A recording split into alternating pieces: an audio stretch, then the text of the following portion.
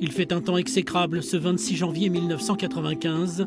À 13 h, le premier automobiliste à franchir le pont de Normandie se présente à la barrière de péage où l'attend une foule de journalistes.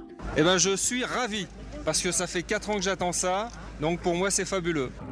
Une semaine plus tôt, le plus long pont à haubans du monde est inauguré par Édouard Balladur, Premier ministre.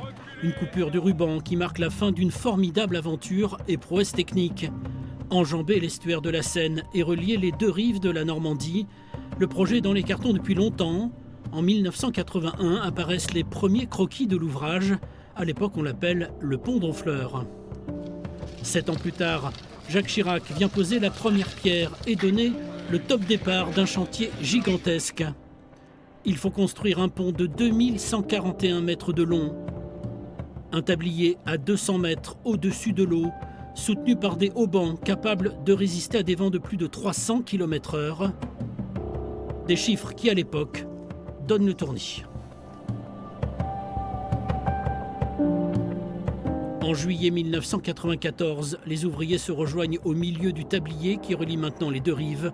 L'instant est historique. C'est très symbolique puisqu'on va pouvoir pour la première fois passer à pied au-dessus de la Seine entre Le Havre et Honfleur. Donc c'est vrai que c'est très très symbolique et c'est quand même une étape importante du chantier même s'il reste des mois de travaux. En janvier 1995, le pont est achevé après 7 ans de construction et 10 millions d'heures de travail. 25 ans après sa naissance, le pont de Normandie a perdu tous ses records de l'époque, mais il reste une belle réussite technologique.